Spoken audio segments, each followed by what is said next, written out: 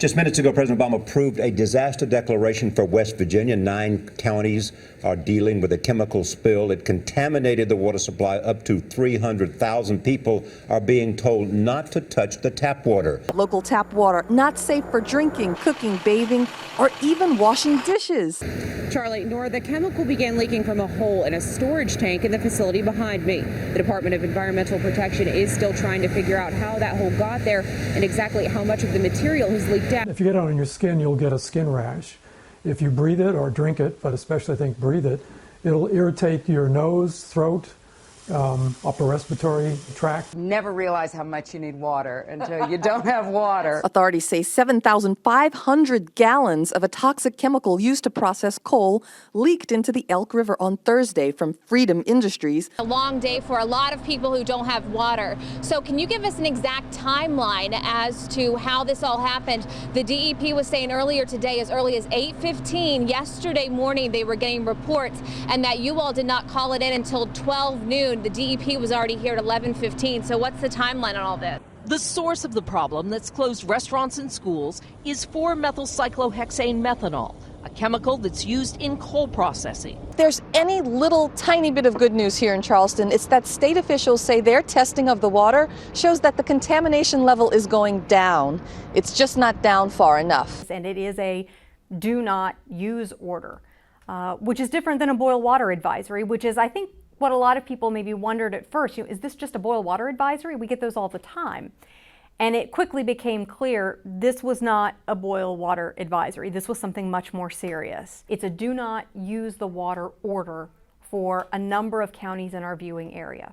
We're still working to get some more information to find out exactly what this means for you. Stay with us. We'll be giving you more information as we get it, both here on the air, online, and via Twitter and our Facebook page. Was it accurate? And how could we verify it before we then shared it with our larger audience? And I think it really showed us how important it is to monitor and verify. And we did a lot of that in the days and weeks around the water crisis. We would monitor our social media accounts, we'd monitor Twitter, we'd monitor our Facebook account, the comments that would come in from our viewers, and then we would verify it. Pretty hard to live long in West Virginia and not appreciate how much it rains.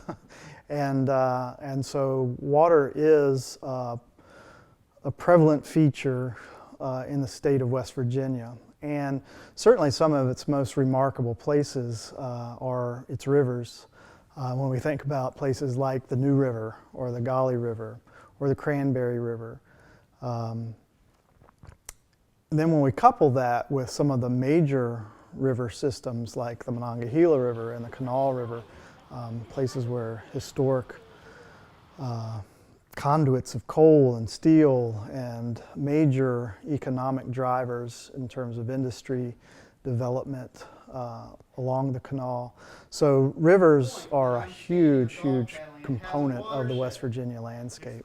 But what we saw from that chemical spill is that when we don't have water, it creates a serious, serious situation, and not one that's just, oh, environmentalists care about it.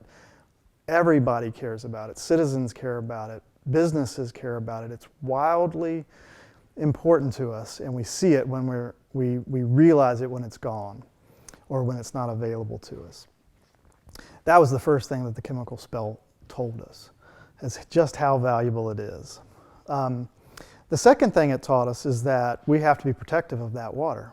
I mean, we have to be protective of that water because so much of our state, so much of our businesses, our economy depends on it. It is not just people who care about the environment. They care about the environment because of its value to the people that live here. So we have to be protective of it. And that doesn't mean saying nothing can happen around water, because again, there's so much water that's not even close to possible. But we do have to be vigilant when it comes to being protective of it. Now, what was surprising to me, and I think surprising to a lot of people, was how susceptible that water source was. Chemical spill in Charleston, but it was like opening up a Pandora's box of of issues about water, not just in our state, but nationwide. It's been a real eye-opener, but it also really points the way to the power of some of these emerging technologies, potentially, maybe not now, but in the future, and of community engagement and being part of how we look at water quality and security in our communities. Covering it in a variety of ways, from either aggregating information from other reporters out in the field or pulling in information that we were gathering ourselves. So, well, the one thing I do remember about it is that I was over at the state capitol earlier that day. We had another freelance reporter was coming into work for us to cover the legislative session. Of course, the State of the State from Governor Tomlin was just, I believe it was the day before, actually. So I was over at the Capitol, and I remember coming back and smelling something in the air, but not really thinking anything of it. I think that, at that point, no one had any clue.